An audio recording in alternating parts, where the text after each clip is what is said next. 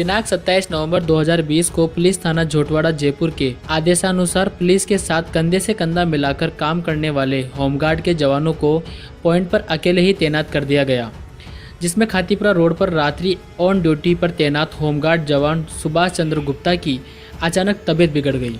साथ में दूसरा अन्य कोई जवान नहीं था और न ही आसपास अन्य कोई भी व्यक्ति था। पीड़ित परिवार का कहना है कि अकेले जवान को ऑन ड्यूटी पर तैनात करने के बाद तबीयत खराब होने से उनकी मौत हो जाने के बाद भी पुलिस प्रशासन द्वारा अभी तक कोई सुध नहीं ली, ना ही पीड़ित परिवार को किसी प्रकार की आर्थिक सहायता दिलाने के लिए कोई कार्रवाई की गई। नहीं तो उनके पास पैसे की कमी में आने देती थी, चाहे किसी से।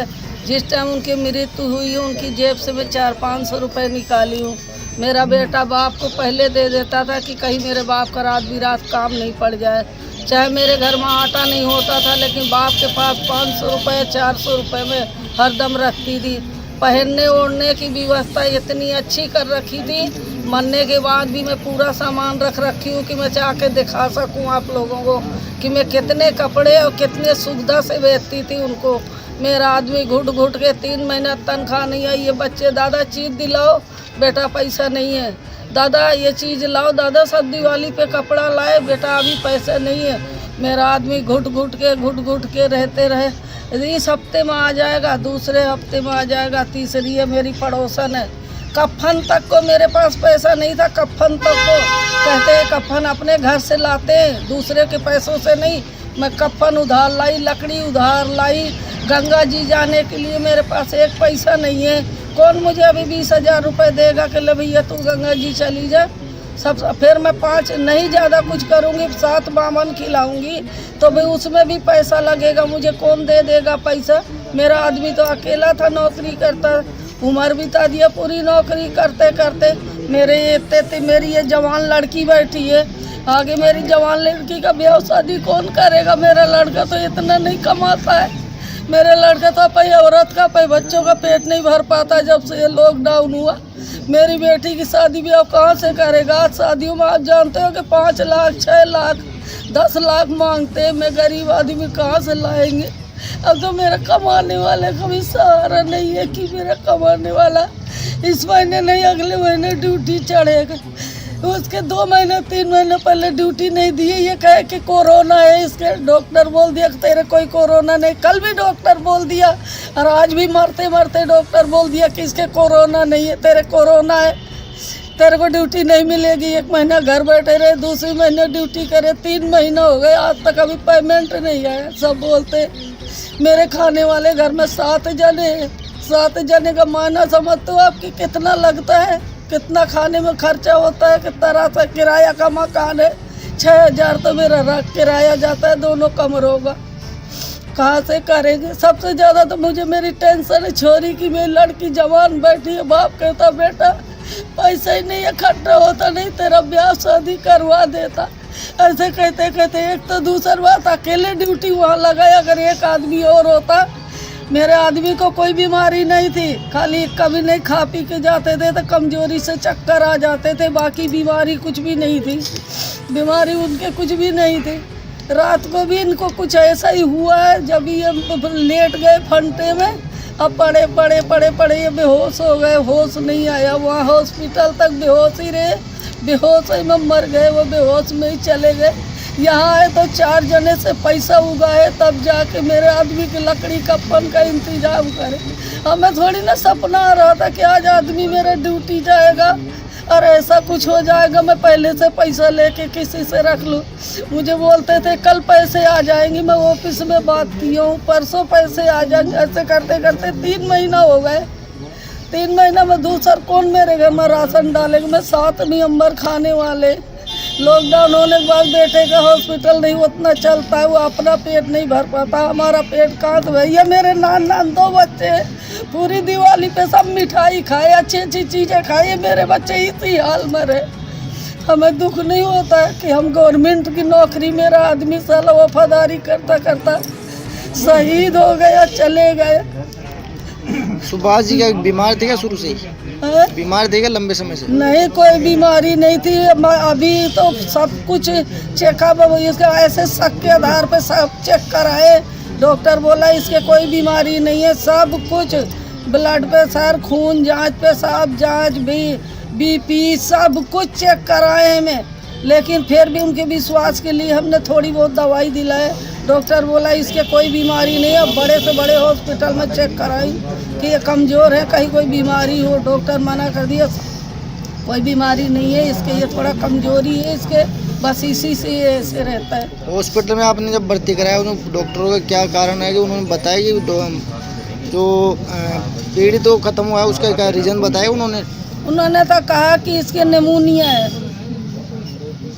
उन्होंने तो कहा इसकी निमोनिया है। डॉक्टरों ने खूब कोशिश किया अपने जैसे, लेकिन वो जैसे बेहोश थे बस उसी तरीके से बेहोश रहे। एक बार उन्होंने नाड़ हिलाया ना, मुंह हिलाया ना, बस उसी तरीके से ख़त्म हो गए। क्या नाम है आपका? मेरा कविता गुप्ता नाम है। एसपी झोटवाड़ा का कहना है कि पुलिस होमगार्ड के जवानों को पुलिस कर्मियों के साथ ड्यूटी पर तैनात कर सकती है, लेकिन थानाधिकारी को अकेले होमगार्ड जवान को तैनात करने को आज तक नहीं कहा गया। यदि अकेले जवान को तैनात किया गया है तो थानाधिकारी से पूछताछ की जाएगी।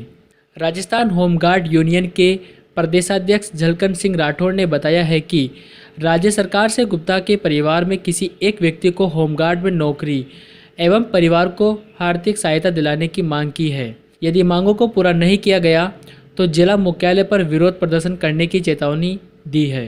होमगार्ड जवान तकलीफ़ में रहते हैं। प्रशासन, सरकार और जहां पर इनकी ड्यूटियां होती हैं और विभाग सहित पूरी तरह से इनका ख्याल नहीं रखते। जैसे अभी मालूम पड़ा 3 महीने से तनख्वाह नहीं मिली है और कुछ बीमारी के भी रीज़न हो सकते हैं। बताया जा रहा है कि होमगार्ड जवान को अकेले को ड्यूटी पॉइंट पर तैनात किया गया था। इन सब कारणों की वजह से ही देखिए 3 महीने अगर किसी को सैलरी नहीं मिलती है, जवान ने जिस महीने ड्यूटी की है उस महीने उसकी फिक्स तनख्वाह तारीख को तनख्वाह मिल जानी चाहिए। ऐसे अवसाद में वो अपने पॉइंट पर ड्यूटी, कानून व्यवस्था ड्यूटियाँ निभा रहे थे और जब उनको अकेले होमगार्ड जवान के पास में जो पावर नहीं है, जो रूल्स नहीं है, उन गलत रूल्स के तहत थाना इंचार्ज ने उनकी ड्यूटी लगाई, अकेले व्यक्ति को ड्यूटी पॉइंट पर तैनात किया, ये सरासर गलत है।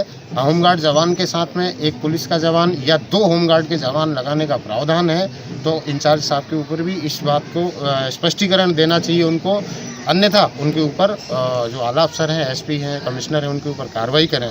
हम मांग करते हैं इस चीज़ की कि हमारा जवान एक अवसाद में था, 3 महीने से उसको तनख्वाह नहीं मिली, घर परिवार चलाने में वो सक्षम नहीं थे, उसके बावजूद उनकी किसी ने सुध भी नहीं ली। साथ ही उनसे अकेले ड्यूटी पॉइंट पर इस भरी ठंड में रात्रि गश्त करवाई जा रही थी, उनकी कोई कुशल क्षेम नहीं और साथ ही इतनी बड़ी लापरवाही कि उसके मरने के बाद पुलिस के जवानों ने उसका किसी तरह का सहयोग नहीं किया, अस्पताल नहीं पहुंचाया, उनके घर वालों को सुपुर्द कर दिया। उसके इस लापरवाही का जवाबदारी कौन होगा? इस इंचार्ज साहब को इसका जवाब देना पड़ेगा। आपके होमगार्ड के क्या नियम और क्या जो रूल्स रेगुलेशन है उसके आधार पर उन्होंने एक आदमी को जो तैनात कर दिया गया है, उसमें क्या पुलिस प्रशासन की किस प्रकार की लापरवाही रही है और आपके जो होमगार्ड डिपार्टमेंट उसकी लापरवाही रही, क्या वो मैं बताओ? सरासर लापरवाही है। होमगार्ड जवान हमारे जो नियमों के तहत होमगार्ड जवान पुलिस का सहयोगी कहलाता है और पुलिस के सहयोग में खड़ा होता है, ना कि स्वयं पुलिस बन के खड़ा हो जाता है। मैं आपको बताना चाहूँगा ये सरासर थाने से लापरवाही है। जो ड्यूटी ऑफिसर थे उन्होंने लापरवाही की है कि एक होमगार्ड जवान की एक स्थान पर ड्यूटी लगा दी और उसकी रात्रि गश्त के दौरान जो अधिकारी चेकिंग करते हैं उनकी चेकिंग नहीं की, उनकी सुध नहीं ली। इस वजह से शायद हो सकता है कि इनकी तबीयत ख़राब हो, इनको कोई तकलीफ़ हो, अगर मौके पर इनका साथी कोई होता या थाने की गश्त कंट्रोलिंग जो होती है वो गाड़ियां अगर वहां आ रही जा रही होती तो मैं मानता हूं कि हमारे जो जवान हैं सुभाष जी, इनकी मौत नहीं होती। लेकिन थाने की लापरवाही, विभाग की लापरवाही और सरकार की अनदेखी से ये हमारे जवानों को खामियाजा भुगतना पड़ रहा है, जबकि हमारे नियमों में ऐसा नहीं है। हमारे नियम स्पष्ट कहते हैं कि हमारे को जहां भी लगाया जाता है, कानून व्यवस्था हो, कोई चुनाव ड्यूटी हो, कुछ भी हो, उसमें सहयोग में लगाया जाता है, ना कि हमारे को खुद को जिम्मेदारी सौंपी जाती है। कोविड-19 के तहत जैसे जिस प्रकार लोगों की समस्या सामने आ रही है, लोगों के पास रोजगार नहीं है, पैसे उपलब्ध नहीं है, जिस कारण उनका खर्चा नहीं चल पा रहा है। पीड़ित का भी यही कहना है, जिस प्रकार की उन लोगों को 3 महीने से पेमेंट नहीं मिला है, तो पुलिस प्रशासन का सहयोग रहा है नहीं रहा, अभी तक आके नहीं देखी, अभी तक क्या किस प्रकार से क्या रहा? और पूरी आप जैसे कि पीड़ित परिवार के जो पुत्र हैं उनको गवर्नमेंट से किस प्रकार सहायता उपलब्ध कराएंगे, उनको लगाएंगे, क्या है आगे से आपका टारगेट? पुलिस की सरासर लापरवाही रही है, इसके लिए हम कमिश्नर साहब से मुलाकात कर थाना इंचार्ज की शिकायत करेंगे ताकि भविष्य में किसी भी जवान को इस तरह की परेशानी का सामना नहीं करना पड़े और कानून व्यवस्था सुचारू रूप से रहे। ये मनमर्जी का काम रहा, इसका हमारे जवान को खामियाजा भुगतना पड़ा है। इसके अलावा अगर ड्यूटी पॉइंट पर किसी तरह का हादसा हो जाता है तो उसका भविष्य में जिम्मेदार कौन होगा, इन सब चीज़ों को लेकर जल्दी कमिश्नर साहब से मुलाकात की जाएगी और इसके ऊपर एक्शन लेने की बात कही जाएगी। साथ ही इस परिवार के लिए हम संगठन की ओर से विभाग की तरफ से पूरी मदद दिलाने की और पूरा सहयोग करने की आज इनको आश्वस्त करके जा रहे हैं। साथ ही एक अनुकंपा नियुक्ति जो परिवार में इच्छुक होगा, बच्चा बच्ची या जो भी सक्षम होगा, विभाग से बातचीत करके इनको एक अनुकंपा नियुक्ति प्रदान कराई जाएगी। आपका नाम? झलकन सिंह राठौड़, प्रदेश अध्यक्ष राजस्थान होमगार्ड कर्मचारी। इस खबर पर आपके क्या विचार है, कमेंट करके ज़रूर बताएं। साथ ही हमारे चैनल को सब्सक्राइब कीजिए और वीडियो को लाइक करना ना भूलें।